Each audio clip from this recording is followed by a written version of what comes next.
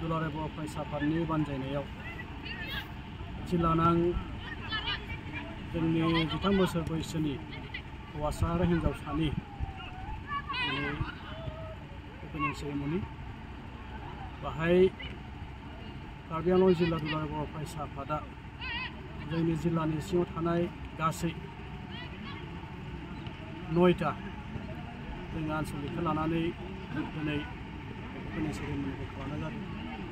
फैबाय थानाय समावहाय कार्बि आंलं जिल्लाया जोंनि गासिबो आनसलिकफोरखौ इनफरमेसनाव लाबोनानै आरो खुंनायनि मोनसे थांखि लानानै दोनदों।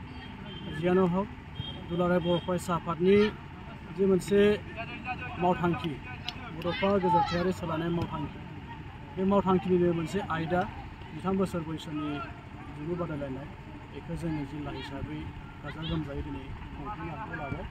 दा बाहाय जोंनि जिल्ला हिसाबै जों बेखौनो मिजिंथियो जोंनि कार्बि आंलं जिल्लायाव थानाय गामि गामि द' गामिनिफ्राय नुजाफैनाय जोंनि गामियारिनि गेलेगिरि बिथांमोनखौ जों सिनायथि बिथांमोननि टेलेन्टखौ जोङो बासिनानै फैबाय थानाय समावहाय बिथांमोनखौ गेलेनायनि बिथायाव जेनेबा जों मोनसे केरियार दाहोनो हायो नामा बिथांमोनखौ बेखिनि हाबाफारिखौ बाहाय जों साननाय जादों। दुलाराय बर' फरायसा आफादनि जि गोजौथायारि सोलायनाय मावथांखि, बेनि गेजेरजों जों कार्बि आंलं जिल्लायाबो गोख्रोङै बे मावथांखिखौ मावफुंनो आखायाव लादों। मानोना कार्बि आंलं जिल्लायाव जिखिनि गेलेगिरिफोर दङ, जों मिजिंथियो गुबुन जिल्लाफोरनि बायदि कार्बि आंलं जिल्लायावबो जोङो गोगोमै फुटबलखौ जोङो जोबोद माबायाव आरो जेनेबा मोनसे मोजां पजिशनाव गेलेनो हानाय बेखिनिखौ जोङो नुनो मोनदों। दा बेनिखायनो जों जोंनि जिल्लानि गथ'फोरखौ जों बे बेलायाव गोजौ लेभेलसिम जोंनि सेन्ट्रेल जोनसिम जों माबानो मोनसे थांखिखौ लानानै दिनै गेलेनायखौ फाथिदों।